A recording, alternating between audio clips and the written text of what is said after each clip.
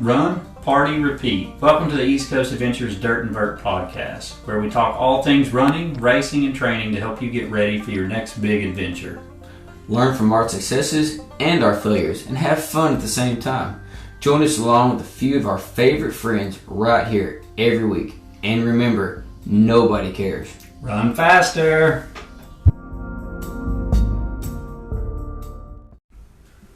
Hey guys, East Coast Adventures is here. You got David. And Matt. We're going to do a recap of a race we just finished up this weekend, the Georgia Jewel 100 miler. Me and Matt both ran it. Both successfully completed it. We may not have hit the goals we wanted, but Yep, that's correct. it was definitely not the race we had planned for. But, you know, it's kind of like Mike Tyson said, everybody has a plan until you get punched in the face. And we got punched early, very early. So, Matt, why don't you just go ahead and tell us a little bit about your start, and then I'll switch over and talk some about mine. But I think we both had some of the same problems early on in the race. Yes, we did.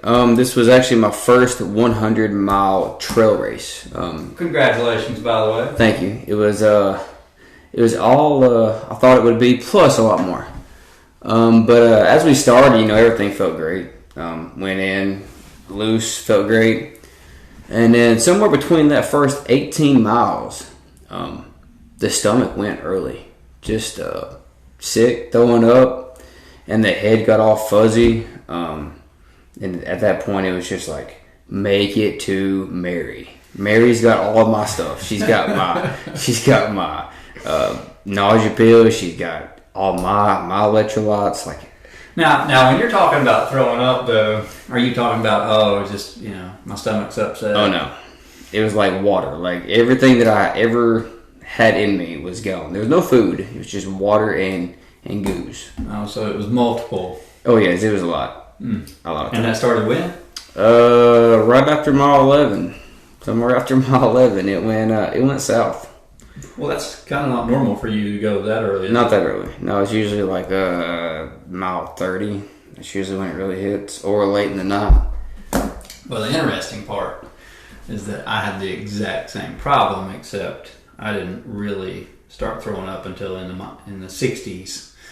But when I met Mary at the second aid station, I told her then, I was like, I can't eat food other than a goo. Yeah. And I've never really had stomach issues in races other than, a little bit of nausea here and there, but nothing like this. Like, man, I couldn't even drink electrolytes without just throwing them up.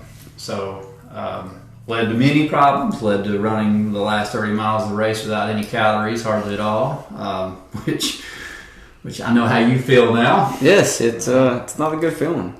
But yeah, go ahead, keep going. Tell us a little bit more. After the second aid station, and Mary took care of you. She got me there, up. And then I was like, I need a Coke, maybe some caffeine to wake me up because my head was like spinning or something. And so I tried to drink a Coke before I left. As soon as it went in, it came right out. And she went and got me a quesadilla, and I was trying to eat it. I was trying, and I finally got the Coke down. And then that next little section, all the way up to, was it Puckett Road or whatever it was, it had some climbing in it.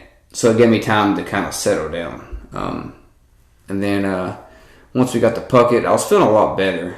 And then I downed another Coke. And then we climbed that Johns Mountain. That was rocky.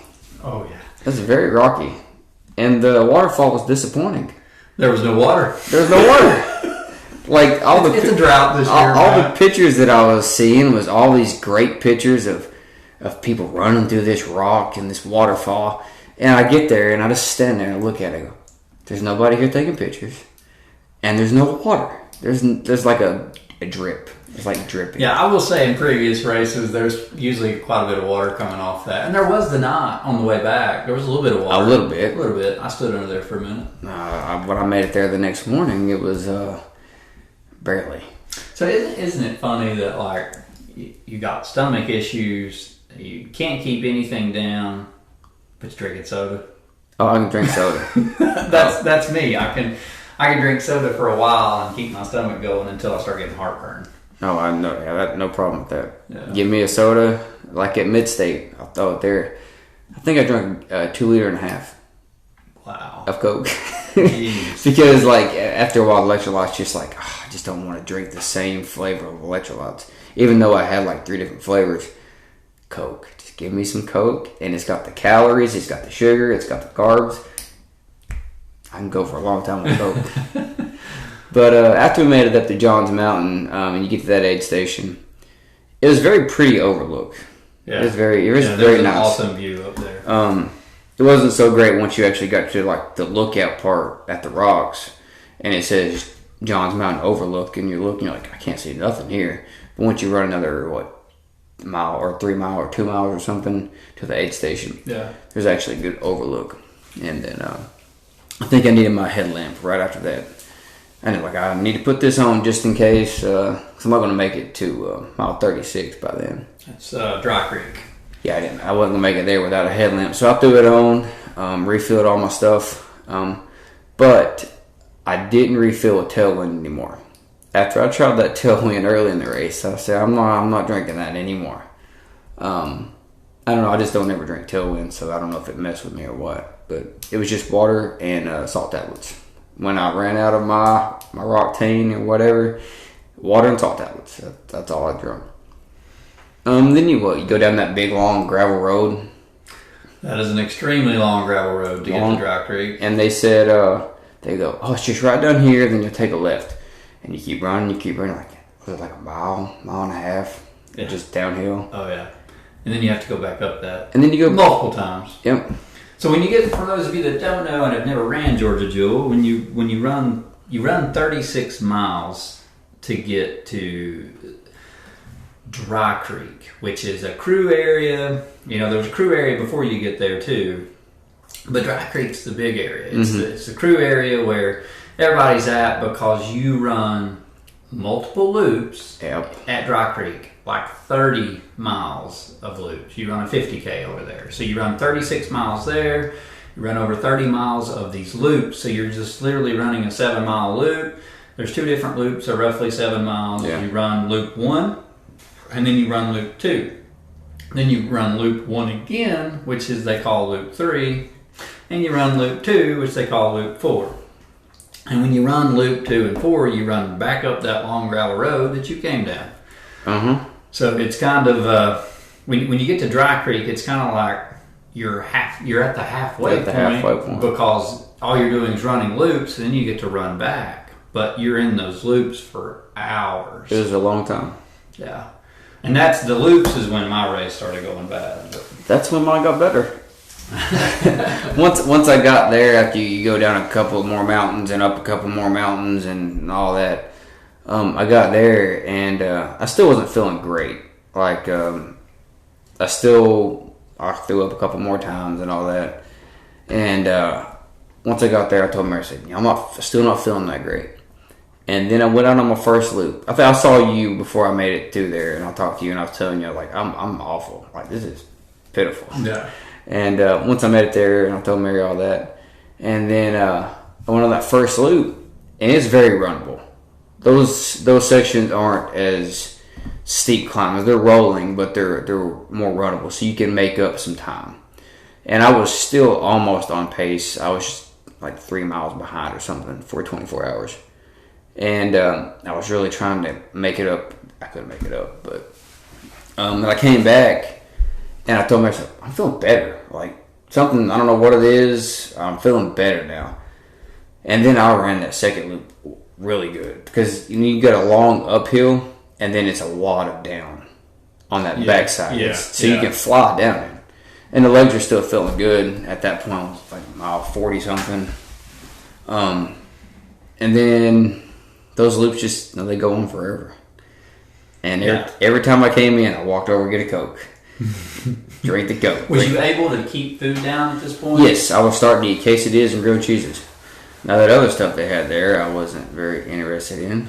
Hummus and beans. You don't like hummus? I've never tried it in the race. My stomach was already gone. Yeah, I couldn't have ate anything other than. So it was grilled cheeses and cheese quesadillas. And I was eating them pretty good. I was eating and goose and eating. So did your stomach stay solid the rest of the time, or did you have more issues later? It came back like one more time, but I tried to throw up. But I didn't throw up. Like, it was just there, but there was nothing coming out, even though I knew I had plenty of water and stuff in there. So I got a question. How many times did you smack yourself in every the time I face? threw up. So for y'all that don't know Matt, when he starts throwing up, he just starts smacking himself in the face. It's actually quite entertaining to watch, because I'm not talking about a love tap. Mm-mm. It's a legit smack. The first time I saw Matt do it, I looked at his wife and I'm like, what just happened? And she just started laughing. I was like, that's how he quits puking. Oh yeah, if I slap myself hard enough over and over, my body's like, whoa, stop throwing up. You're getting hit in the face. Maybe you should just hire someone to do that on your crew. They might lock me out. That's what I did. Like, hey, slap me. That'd be like a stinger when you threatened to hit me with a hammer. I did threaten to hit him with a hammer. He was massaging my legs way too hard. Oh, sometimes you gotta man up. Oh yeah. All right, so now we're getting done with the loops, and we're getting ready to head back, which means you're going back to the overlook and the waterfall. Yep. And then back through the wonderful rock garden. So how did that end up? I made up some ground climbing back up to the top of Johns Mountain, because I mean there's not much runnable spots in there. Maybe the first little bit, then it's climbing, a lot of climbing. So you just climb, like just climb. Then you get to the top of Johns Mountain, and then you get that rock garden. It's a rock garden. I mean, it's you can't just run through it when your legs are tired. I mean, you're watching where you're stepping and all that, and then climbing down that on the back side of that waterfall. My legs were In the dark. No, I made it in the morning. Oh, did you? I was up in the morning. Okay. I climbed the mountain when the sun was coming up, and I was climbing with Blake Wright. We were climbing up. It's me, Blake, and Brogan, and Chili. We were climbing up that, and I looked over. I'm like, well, at least I'm at the top of Sunrise, so I could see it. I mean, it was really, really pretty. It's probably the best part about that was the sunrise, because the rest of it was very slow, very slow. Then you climb down that, and there's still not much water, just a little bit at the waterfall. And I got down there to the aid station, and I asked that dude, I said, hey, you got any more Cokes that are cold? He goes, yeah. He pulled it out, and he goes, how many Cokes have you had? And I go, probably 12 or more.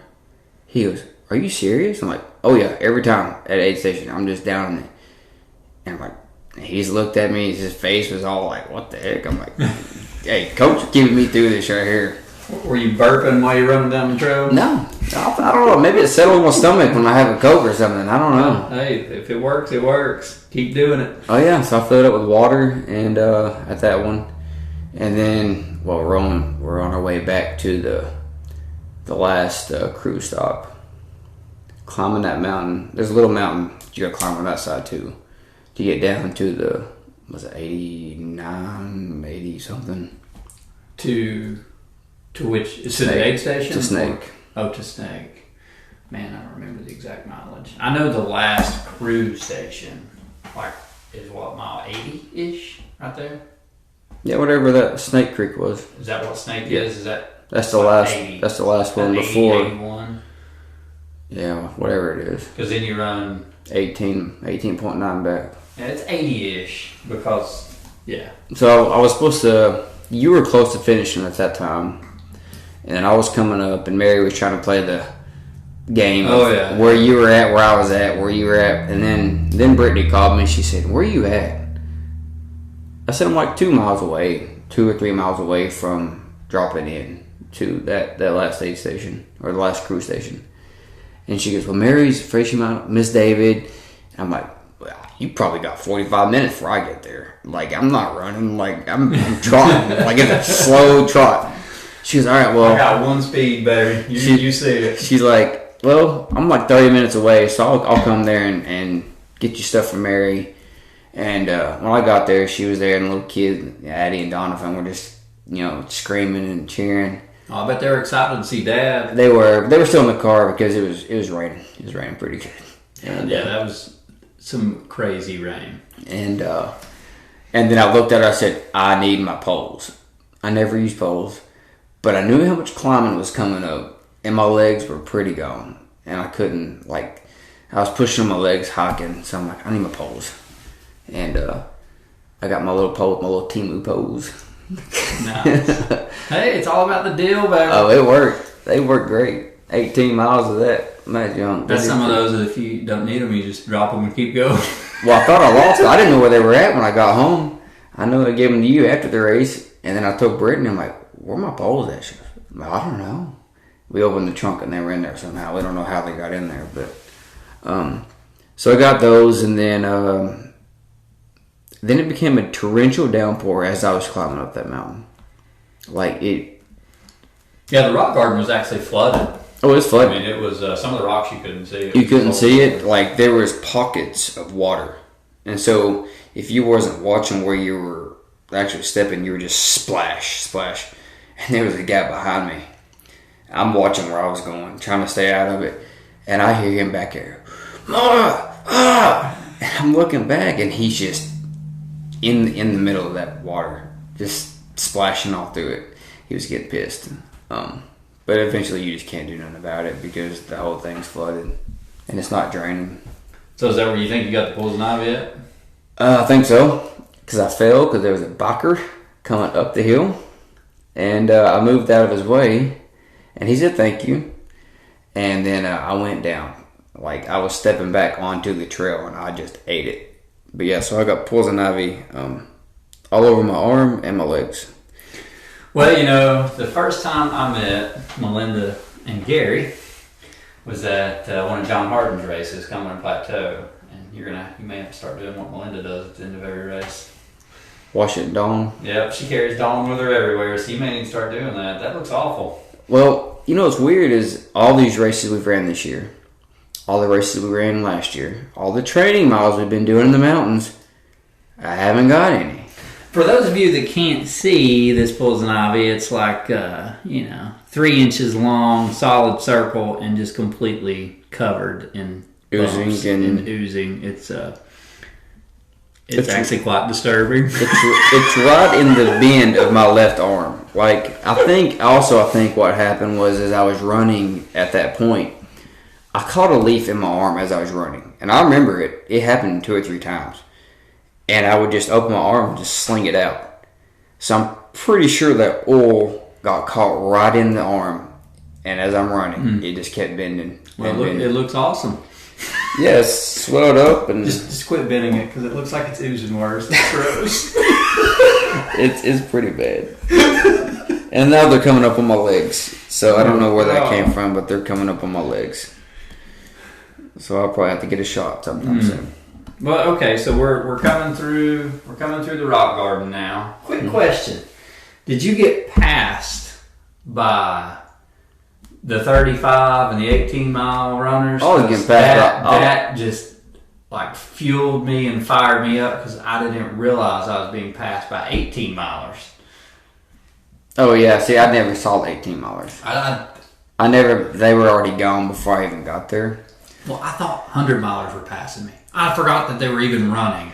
So I'm like 92 miles in, and people are just like, I'm running, and people are just flying by me, and I'm like, what is going on? Like, what'd you eat? Am I that terrible right now? No, they were catching me pretty early before I even came down to the last aid station. The 35-milers and the 50-miler had already caught me.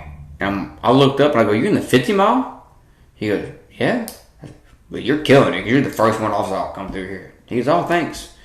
And the 35-miler, they caught me right after Puckett Road. Dude was probably 30 minutes ahead of everybody. He was flying. And he came through, big old smile on his face, just a little bottle. And I'm like, 35-miler? He goes, yeah. Well, ain't nobody close to you. And then 35 minutes later, here comes second place. I'm like, hey, he's gone. Like, unless he falls apart, you ain't catching him. But, yeah, so they were catching me a lot. And I I kept looking at them, and they're looking at me like, "Oh, you're doing great, man." I'm like, "Yeah, I'm ready to get my buckle." They're like, "Oh, you're doing the 100-miler," because they're all looking at me like, "You blew up, you're falling apart, and you got your little sticks out just by hocking." And I'm like, "No, I'm doing the 100, and y'all are killing it." So they kept staring, thinking I done fell apart. But so at this point, you're what, 25, 26 hours in? Yeah, probably. So you still got to finish. Because my watch died. This Coros. Supposed to it was on the Ultramax or whatever it was. It died 28 hours. 28 hours it died on. You're going to have to run faster. Evidently. It's okay. I'm like looking Run down. faster or buy a new watch. I'm looking down at it, and then like it's telling me my paces or my nutrition, but it's not vibrating or dinging or whatever it does. And I'm like, this thing isn't making any noises. And then I'm hiking after the last 89. Yeah, 89 I think is what it was. That's Karen's aid station. Yeah, it was Karen. Yeah. So after that, it was a little bit after that. Actually, I ate food there. I ate food. But I'll tell you what's weird. After I left Dry Creek, I barely ate goos or gels. Goos. And I felt better not eating. So maybe at the beginning I ate too many gels and it really messed me up. But I was feeling better with eating less and drinking less than I did early when I was drinking more and eating more. So at the end of the race, I was feeling great. Everything was moving. There was no cramps. I was peeing a lot. It's probably because you were ahead on nutrition, early on. Maybe. Well, no, because you lost all that. Because I lost, at the beginning when I was actually on top of everything, my alarm was going off 35 minutes. Goo, sipping my water, or electrolytes. Goo. But the big difference is you weren't drinking Tailwind. I wasn't drinking Tailwind. So, that's a big... I don't drink Tailwind either, so I think that's what got my stomach upset some. I don't ever drink it. Yep. I'm a scratch or hoist dude, so that's what I usually drink, one of those two. Yeah. I think my hydration for this was, it started off with BPN, which is what I've been drinking for a long time. And then it went to Roctane. Roctane, it fueled me for my last 100 miler, so I'm like, it'd be good. Yeah. And then Hoist in a bottle is absolutely amazing. Mm-hmm. I could drink that blue raspberry, that whole little blue raspberry is definitely your favorite. I could drink that little whatever it was instantly. I could just drink it, just no problem. So, but that's what yeah. So now you're past Karen's aid station. Mm-hmm. You're heading to the long stretch, the long 8.4 mile stretch that at one part we're climbing. And there were some 35 milers came up behind me, and they're yelling, "Have you saw a flag? Have you saw a flag?" And I'm like, "You say this is the second time I've been on this trail?" I couldn't remember the section. Oh wow! I could not remember it. It was so foggy up there. Nothing looked familiar from all the rain, so it's just fog everywhere. You couldn't see you're on the ridge, and you can't see nothing outside of you. So all you see is the trail in front of you, and there's nothing. The woods are just fog. And I look back. It did get foggy, but luckily I was finished. I saw the fog. Oh, it's bad. Crazy. And I look back at her and I go, I haven't saw a flag in a long time, but this is the only way we can go. So, and she gets up to me and she goes, "Well, we're at 0.4 past the last flag we saw." And I was like, "Oh, that's a long ways. That's almost half a mile without seeing a flag." And I hadn't saw one in a while. And this other one goes, "Well, I'm going to run ahead and see if I see a flag, and I'll holler back." She didn't make it hardly any way up the trail. She goes, "Here's a flag." And that section whooped me. That's a hard section, especially on the way back. The way through, in the first half, it's not that bad. It's downhill. Yeah. It's a slight downhill. But the way back, it's a tough section. So as I'm climbing, and I'm just climbing, and I'm climbing, and then my watch dies. And so I'm counting the miles. I'm like, I got this many miles till I get to this. Because I'm estimating if I make it to the service road from the tower up there, you got what, less than a mile to the last aid station. Yeah. And it wasn't coming. Like every time I think that we're about to come back out, you could see like this opening of trees, and you're like, is there a tower there? Nope, no tower. It's just straight drop off. And then you go up a little bit. I could not remember which side the tower was on, which side we exited. So we'd come to this side, and I'm thinking, well, here we are. We're here. This is where it's at. Nope, the trail goes back the other way. And forever, I'm like, this is never going to end. It is a long stretch. This is never going to end. And then when you get to that last aid station, you're like, I got 3 miles left. And it's all almost downhill to get to that service road. I didn't stop. So once I came out to the service road, I knew you got maybe 4 miles left. Yeah, I love running down that gravel section. My legs were hurting. So I was going as fast as I could down that thing. And I get to that thing, and he's like, what do you need? I said, nothing. I said, I'm sending it. He goes, send it. And so then you come to this little section, and it's a trail, but it's like a road, but then it drops off like deep. Like it goes to a trail, and then it drops off into like a little service road. Yeah, and that section's actually kind of gnarly. It was very muddy. Very short section right there, but it was so muddy that the drop off to that next section, I was literally like pole, and then I slipped. Like it was just like that sticky mud that you just slip in, and it's like red clay. It wasn't good. Rough. And there's a couple of big drops right in there, that you got to get down. Yeah, it wasn't easy at that point. And then you go off, you get out of that little service road, you get on the little road up there. Oh yeah, where the subdivisions are, and I'm just going as fast as I can down this, and there's a girl, she goes, you're almost done? I'm like, yeah. She goes, when did you start this morning? I'm like, we started yesterday. And she goes, oh, where'd you sleep at? I'm like, we didn't sleep. You didn't camp out? I'm like, nope, I've been running since 12 o'clock yesterday. She goes, oh, well, you're almost there. And then I met this guy from Georgia. He came up behind me. He was a 35 miler. It was his first 50K. Oh, cool. And I said, well, you picked a good one to start as your first one. He's like, wow. I'm like, that's pretty hard. He goes, well, it's not easy. I'm dying. I'm like, yeah, most 50Ks or 50 or 35 miles, whatever he did, 55K, they're not this hard. And he goes, oh.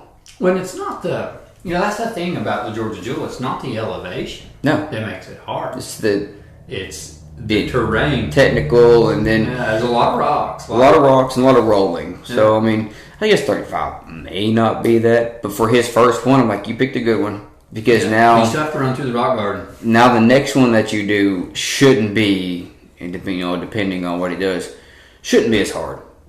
So we ran together all the way to the Mount Baker. And he kept asking me, he goes, well, how big is this hill at the end? He goes, I keep hearing about this hill. I'm like, pretty steep. Mm-hmm. He's like, how steep? I'm like, you're pretty much looking at the ground as you're going up it. Yeah, it's like 187 feet elevation gain in like what? Yeah, 10th of a mile? Quarter of a mile? Yeah, it's straight up. And he goes, it ain't that bad, is it? I'm like, it's pretty bad when your legs are gone. And he's like, so we get there, and he just stands there and looks at that sign. He takes a picture of it, and he goes, this is going to be awful. I'm like, yeah. And then I said, don't stop, though. Just put your head down and just hike until you get to the top. And, I just put my head down and I put those poles in and I just hiked straight up that thing. Didn't stop one time, but he kept stopping and I'm yelling at him, come on, come on, come on, come on. And then Chad's up there at the top, waiting for his brother. And he's like, I said, he should be coming. Because he was right behind me coming down Johns Mountain. Blake was? Yeah, he was right behind me. And I think he finished like an hour later. But, yeah. And you get to the top of Mount Baker, and you're like, we got to go now. Running. Yeah, so Georgia Jewel, when you get to the top of Mount Baker, you're basically in the parking lot of Dalton Convention Center. Yep. And the finish line's right down that parking lot into a gravel. You can hear them cheering, and Jenny's on the Jenny Baker speaking or on the speaker microphone yelling at you. So you came across, and then I saw Addie and and Brittany and Donovan just sitting there just cheering. So Yep. it was very, very welcome to see that finish line. I bet. It's a good feeling to know you're done. Yes.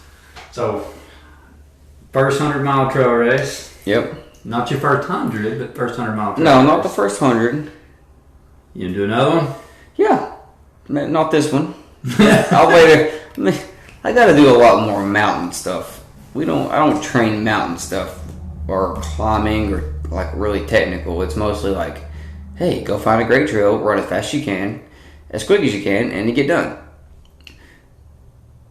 That I'm not on that level yet, but I will be. You will. I got to work on it. Yep. So you finished what, roughly right at 30 hours? 30 hours, 7 minutes. So you still many hours ahead of the cutoff. Oh yeah, so. yeah. I never worried about the cutoff. I knew that I could walk or whatever, fast enough for that. Because I guess I was ahead early enough that I would have made it. But well, we definitely had different races, but we still had the same issues during the race. Like I fought the stomach issues off for 60 miles. Yeah. So I came into Dry Creek. It was still daylight. I was starting loop 2 at 50. I was roughly at 50 miles, and I was 10 hours in. Yeah. So I was on my pace to get the 50. I was on my pace to get 20 hours for a 100-miler, which me and Matt had our own goals, and that's why neither one of us hit our goals. That's what we was talking about in the beginning. We finished, but not the way we wanted to finish. I'd done Georgia Jewel last year, finished 24 hours. I was really hoping to finish in 20 hours this time. Well on pace up to mile 60, but then my stomach just let loose. I was about the same as Matt at that point. The only thing I could really take in was Goose from mile 10 to mile 60-ish. Probably about 65, I think, is where my stomach finally just turned loose. And at that point, I couldn't even eat Goose. So I ran the next 35 miles without any calories. I was drinking water. Every now and then I would try to get a little bit of something. Mary was meeting me and giving me stuff here and there where she could at the cruise stations, but I just couldn't really stomach too much. So I was like you. The one thing I could drink was Coke. Oh, I could drink. Yeah, the So Coke, Coke and Sprite. Actually, when I made it to Karen, there in the 80s, the her aid station. At that point, that's when I hurt my wrist. Why don't you tell him about that, David? So around mile 70, I fell on some rocks and went straight down into, I was running with bottles. So I didn't take a hydration pack this time. I was like, I'm running with bottles. And so I had, obviously when you're running with bottles, your hands are cupped. Well, I fell into rocks and my thumb got like caught in the rock and then just come all the way back into my forearm. So that really hurt. And I sat there for a minute, but I got up and I was like, okay, shake it off. We gotta go. So I walked for a minute and started running. And now remember, this is at night. I got my headlamp. We're 70 miles in at this point. And I do it again.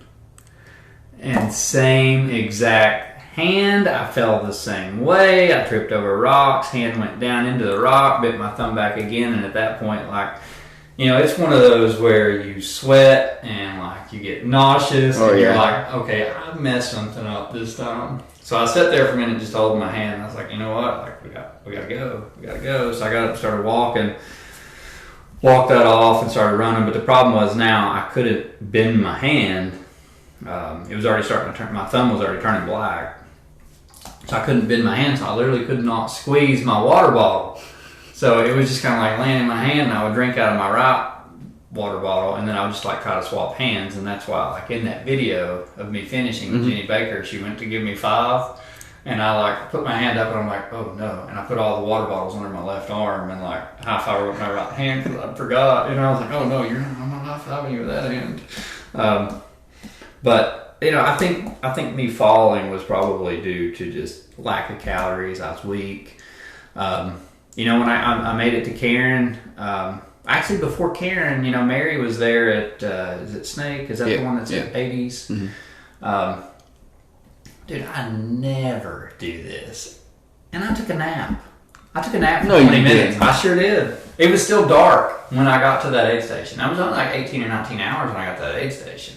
And I wasn't on my goal, but I just looked at Mary and I was like, I'm so tired. Let me lay down for like 20 minutes. And I took a nap. I got up, took off, and I finished. But I don't ever do that in 100 miles. Like I think I took enough caffeine tablets. There was no sleepiness. That was the problem. I took 6 caffeine tablets, and I threw every one of them up.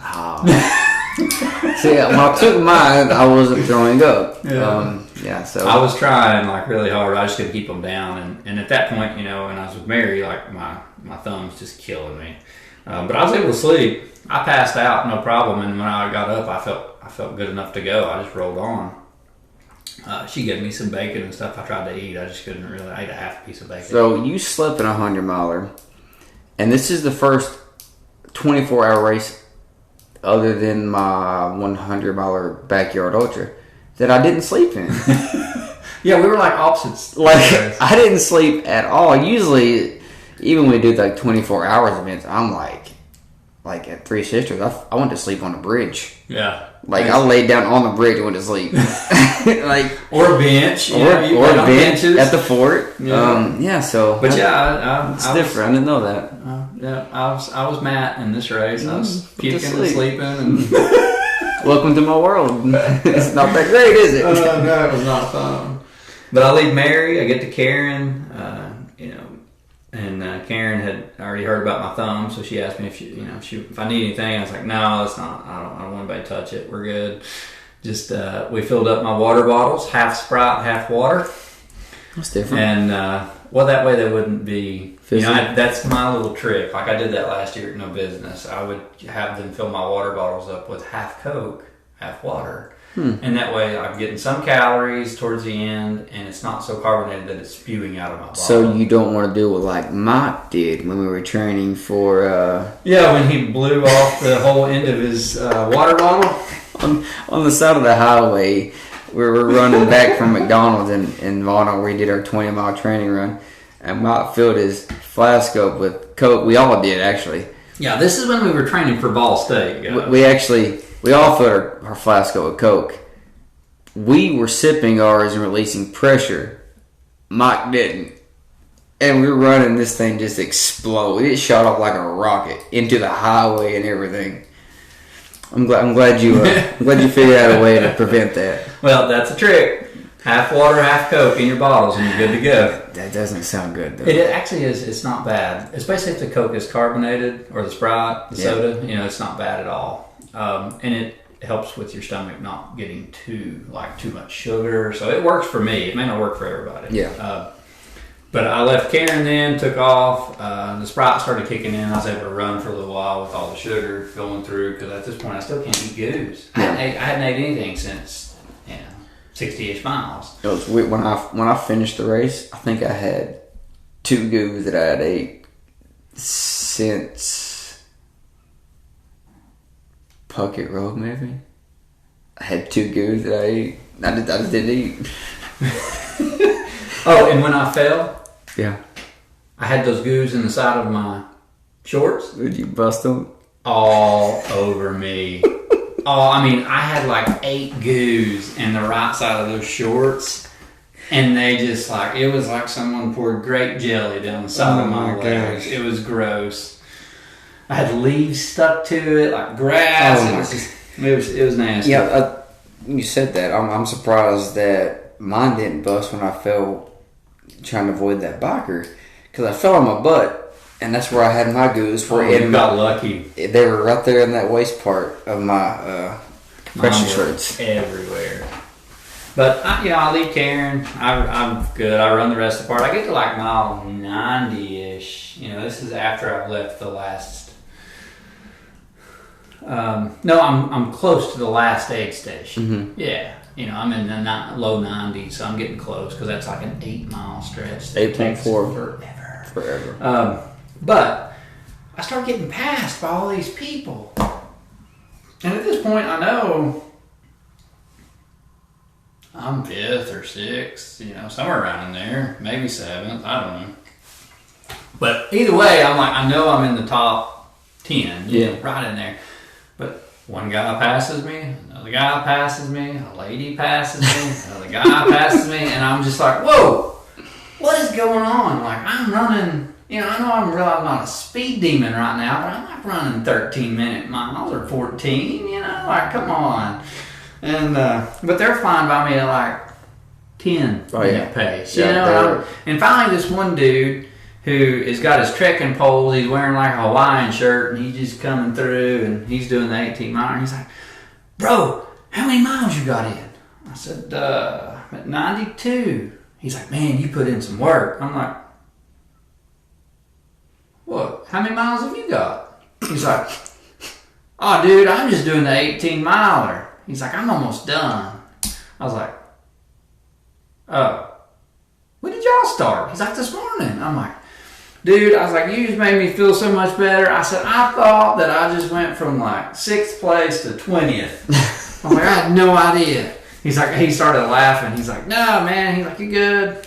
And then 2 more guys come running by me, and they're like doing the 18 mile or 2, and the dude's like, I mean, are you doing the 100? And I guess at this point you could just tell I was doing the 100 because I'm covered in goos down the side of me. I'm bleeding everywhere, and my shins are bleeding where I fell, and you know I'm running with my thumb up, and I guess I looked worn.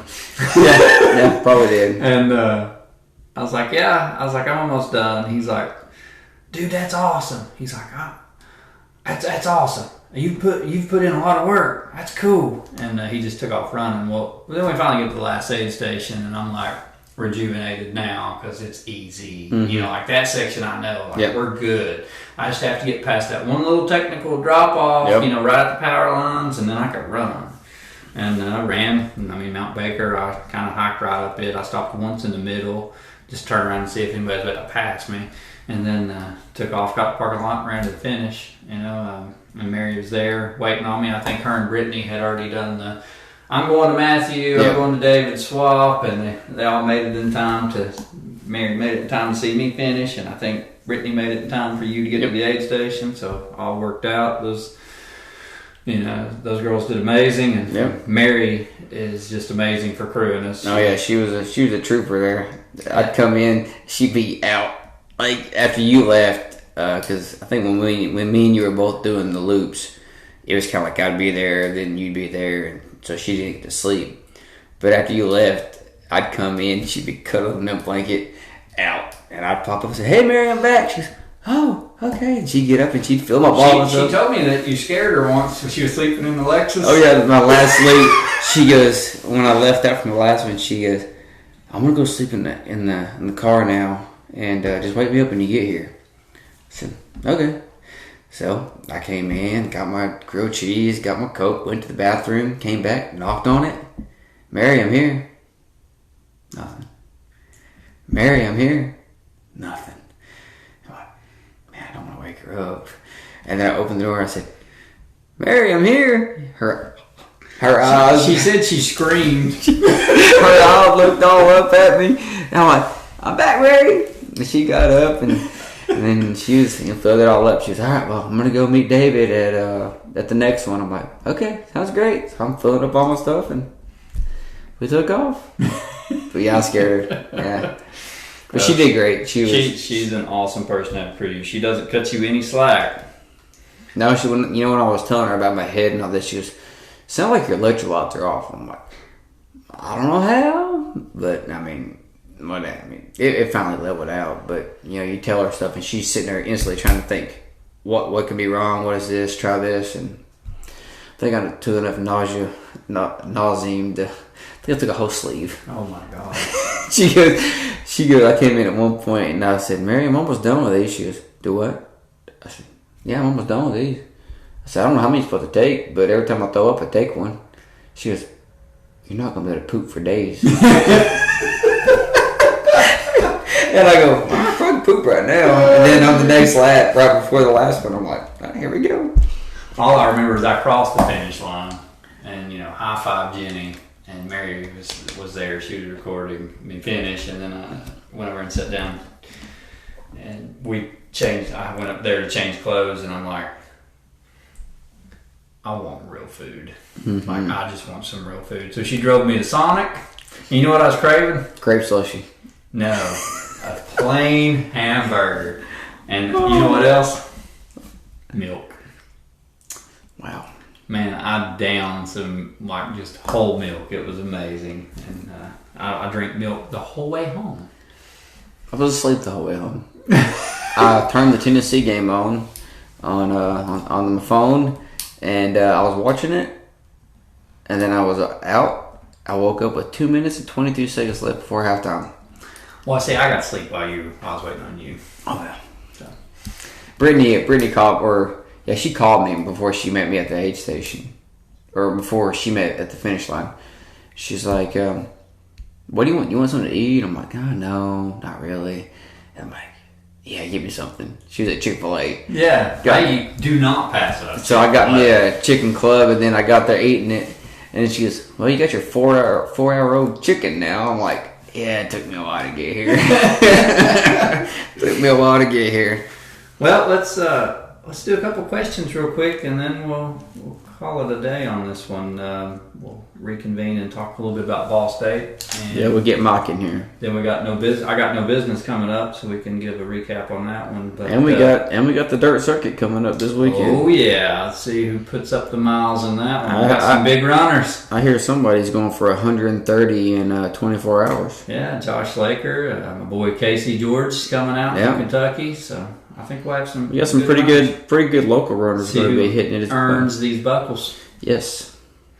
But we did get a question, so I think this one's from the humble trail runner, Melissa. Yep.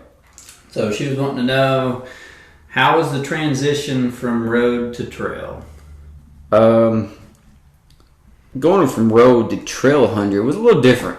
My first one was on a track, which wasn't easy, but it was the same thing. So you knew what you were getting into. Like, you just go in a circle for 24 hours, or I think it was like 21 something or 22, whatever it was. And then the last man standing was also on like a greenway. So it was... Yeah, but also like your last 3 months has been nothing but road because of It Ball has. State. And so I done, the last man standing in January got 100, and then it was marathons. And we did a couple of trail stuff, but I haven't trained for trail stuff. Like, I just do it. And Our Ball State training was so much road. yes, and then Vol State 314, 350 in the end, 350 miles of road. So it's not technical. But then you switch over to the technical 100, and I felt it. My hips were really sore. My feet. It was weird. In the first 18 miles, my feet hurt. Like The rocks. the arches of them were hurting. Maybe it's because it was technical, a lot more technical, and I was running fast, and so maybe that was it. But I thought that was weird because even on like a 50K, when you're running fast on it, my arches never hurt, but they hurt, and I'm like, that's weird. But I don't know. First 100 on a trail, it was tough. It was very tough, but we'll get better at it, and we'll come back again, do another one next year. Well, I'll take a trail any day. There's something about a trail. It's easier for me. It is. I noticed that. I don't know why. That's just how I've always been. But I love being on a trail. It's like my peace. I can zone out. Just let my mind go. That's probably why I fall so much, because I'm not paying attention. I just kind of like zone out. But I can run for hours on a trail compared to a road, and like the time just flies by for me. So did you fall more this year, or did you fall more last year? Oh, I still fell more last year. Last year was awful. Matt picked me up about 15 times on the way back. In the last 18 miles. So let me ask you this then. For our listeners, like what advice would you give them if Georgia Jewel's going to be their first 100 miler? What advice would you give them? Learn how to hike really fast. Hike.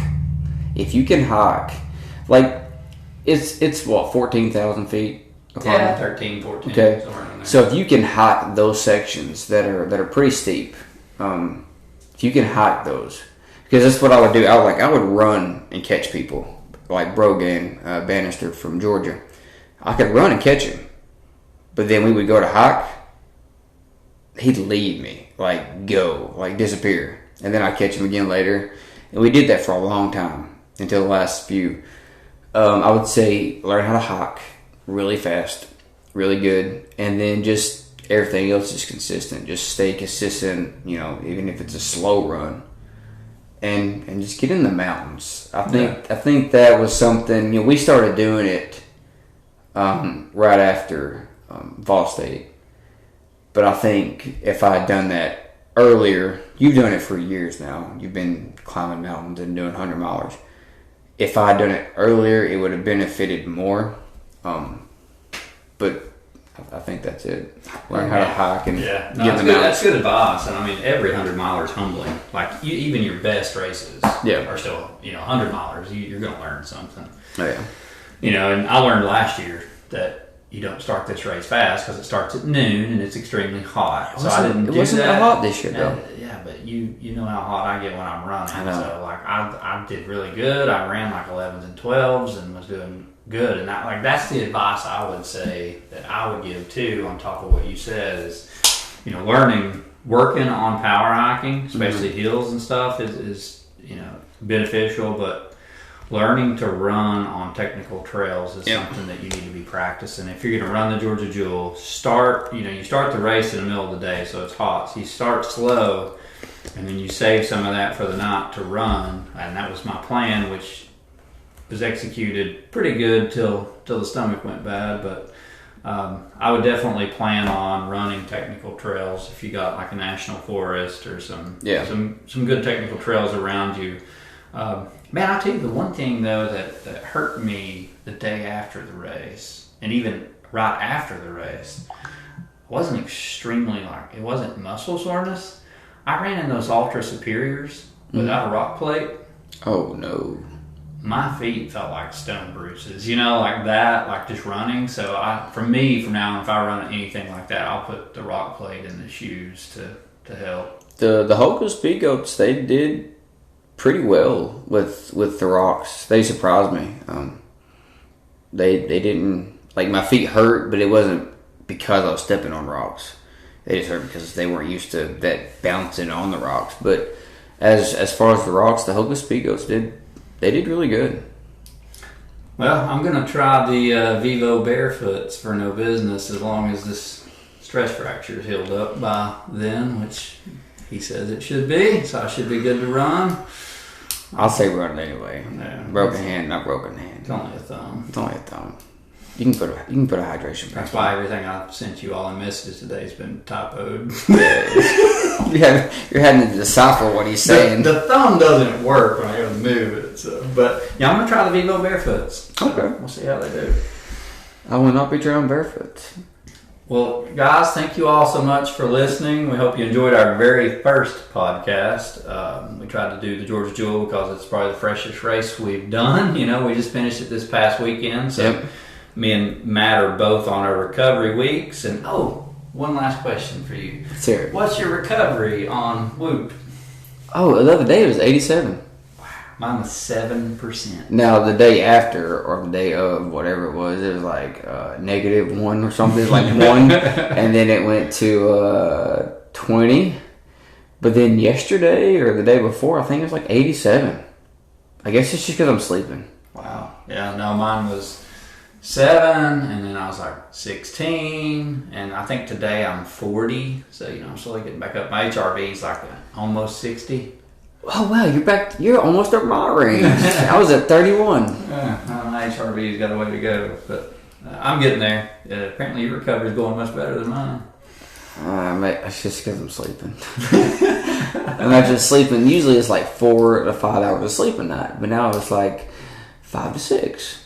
And then on that first night when we got back, I watched the Tennessee game, which they played pitiful, and then I slept all night.